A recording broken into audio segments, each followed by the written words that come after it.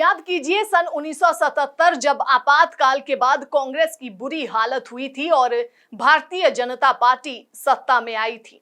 तब ये कहा जा रहा था कि कांग्रेस खत्म हो गई और कम से कम 20 साल तक कांग्रेस सत्ता में नहीं आने वाली। लेकिन वो इंदिरा गांधी का करिश्माई व्यक्तित्व और नेतृत्व था कि मात्र 2.5 साल बाद सन 1980 में ही कांग्रेस सत्ता में लौट आई और जनता पार्टी बुरी तरह से बिखर गई। अब 2024 के लोकसभा चुनाव से पहले भाजपा के बारे में यही कहा जा रहा है कि ये अभी रहेगी, मोदी का करिश्मा काम करेगा। इसके बावजूद जिस तरह ईडी और सीबीआई का उपयोग नेताओं को डराने, दबाने और धमकाने के लिए किया जा रहा है, इसके अलावा जिस तरह भाजपा के अंदर ही अंदर मोदी व शाह की जोड़ी के खिलाफ विद्रोह शुरू हो गया है, उससे लगता नहीं कि 2024 का चुनाव इतना आसान रह जाएगा।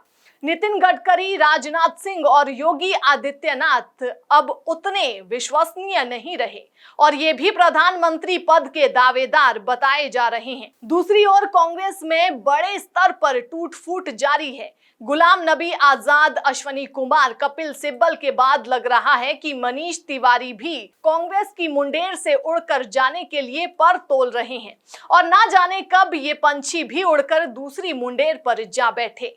इस तरह लगातार कांग्रेस से वरिष्ठ या कहिए कि पुराने नेता दूसरी जगह जा रहे हैं।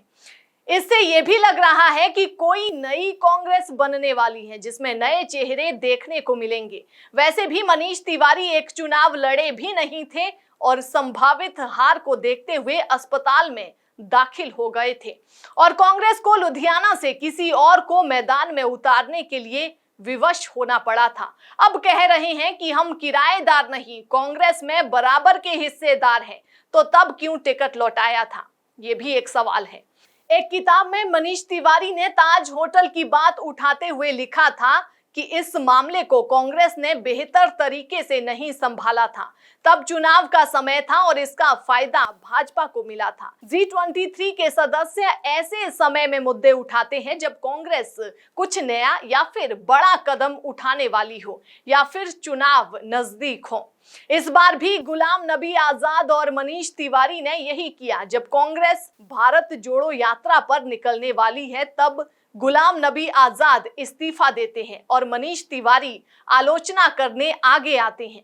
ये खेल कहीं पीछे से कोई और ही खेल रहा है, ऐसा प्रतीत हो रहा है, क्योंकि ये तो सिर्फ चेहरे हैं और खेल के पीछे हाथ किसी और का है।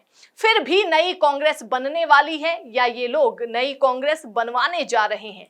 कांग्रेस को हिम्मत करके ऐसे लोगों को खुद ही अलविदा कह देना चाहिए, नहीं तो ये कांग्रेस के अंदर रहकर नुकसान करते रहेंगे। ANV न्यूज के लिए कमलेश भारतीय की ये खास रिपोर्ट।